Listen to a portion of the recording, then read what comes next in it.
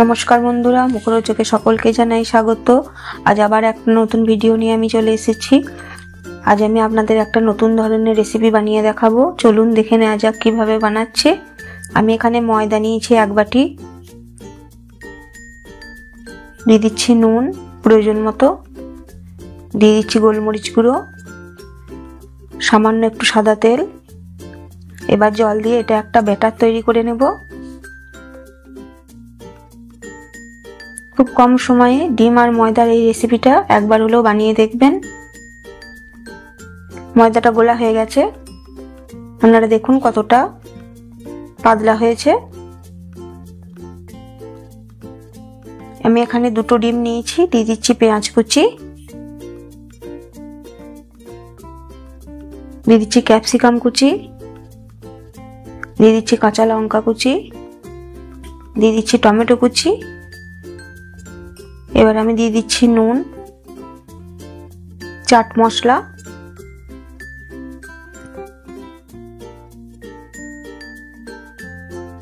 লঙ্কা গুঁড়ো। খুব ভালো করে সব উপকরণগুলো মিশিয়ে নিলাম। আমি তাওয়াটা আগে থেকেই গরম করতে বসিয়ে দিয়েছিলাম, দিয়ে একটু তেল ব্রাশ করে দিলাম।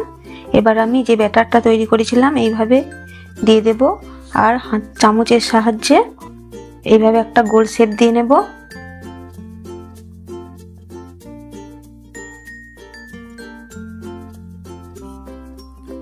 এক পিঠ হয়ে গেছে, এবার আমি উল্টে দেব। যদি আমার এই ভিডিওটি ভালো লেগে থাকে তাহলে লাইক সাবস্ক্রাইব করে আমার পাশে থাকবেন, আর কমেন্ট করে জানাবেন আজকের ভিডিও কেমন লাগলো। এবার আমি ডিম গোলাটা এর মধ্যে এইভাবে ছড়িয়ে দিলাম।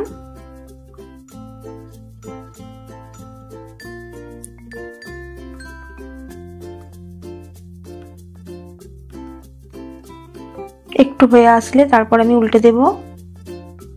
পাশ থেকে একটু তেল ছড়িয়ে দিলাম।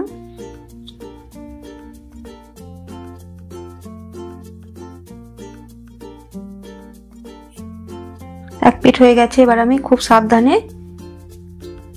পরোটাটা উল্টে দিলাম।